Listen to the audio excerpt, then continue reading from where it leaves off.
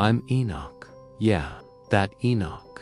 And I need to tell this the way it felt, because people talk about my story like it was some quiet little spiritual moment.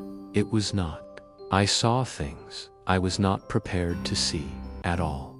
And if I still sound a little shaken when I talk about it, that's because some things do not leave a man the same. This started when the Watchers came to me, not proud, not bold, not towering the way people imagine, shaken.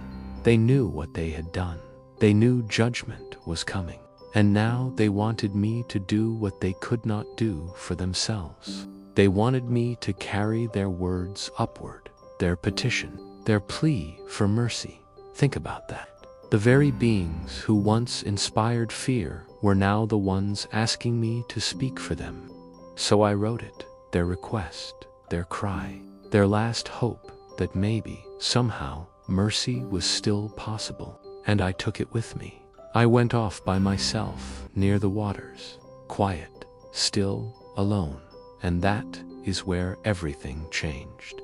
Because what came to me was not just a thought, not just a dream, not just some passing vision you wake up from and shake off. It came over me.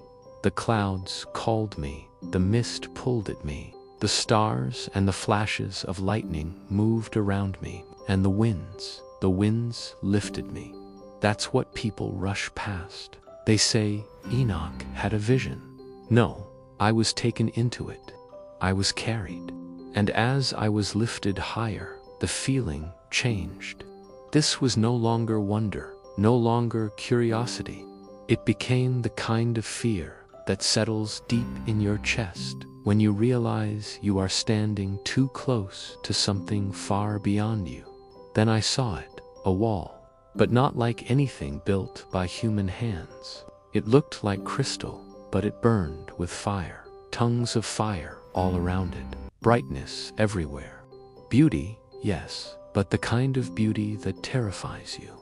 And I remember thinking, this is not a place where a man belongs casually. This is not somewhere you stroll into. And still, I went in. I passed through the fire, and beyond it was a great house, and everything about it felt beyond earthly language. Its walls were like crystal. Its floor was like crystal. Its ceiling looked like the path of stars themselves, alive with lightning. Fire was everywhere, at the doors, in the walls, in the air. And the strangest part, the part I still cannot explain properly, it was hot like blazing flame and cold like ice at the same time. No comfort, no softness, no feeling that I had any right to be standing there. Only the overwhelming weight of being in a place too holy, too terrifying, too alive with power for any man to take lightly. And I shook. I did not stand there calm. I did not stand there brave. I trembled. My whole body knew before my mind could even catch up. You are seeing something you were never meant to treat as ordinary. And then I saw another house, greater, more terrible, more glorious. If the first one made me fear, this one made me understand fear. It blazed with fire. The floor was fire. The space above was alive with lightning. And there, in the center of it all, was a throne.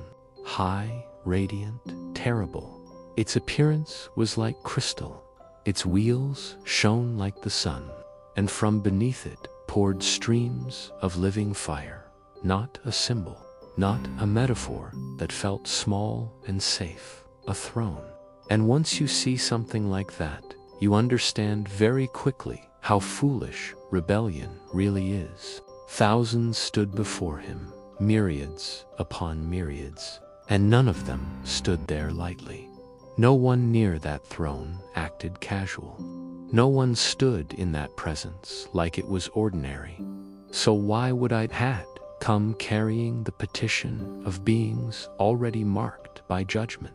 And standing there, seeing the fire, seeing the throne, seeing the sheer, unbearable weight of that place, I knew, before a word was even answered, I knew this was bigger than their request, much bigger. I was not just looking at power, I was looking at order, judgment, holiness, the kind of reality that makes everything corrupted and rebellious look small, exposed, and already doomed.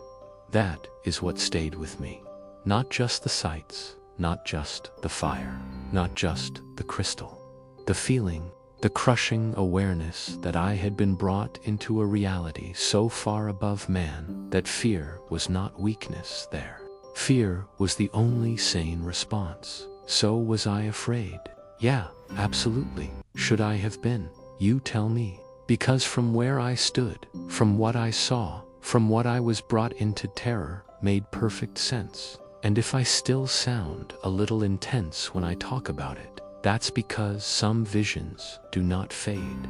Some things mark you. Some things follow you. Some things leave you, knowing the world is far stranger, far heavier, and far more terrifying than most people will ever let themselves believe. I'm Enoch, and trust me, a few things got left out.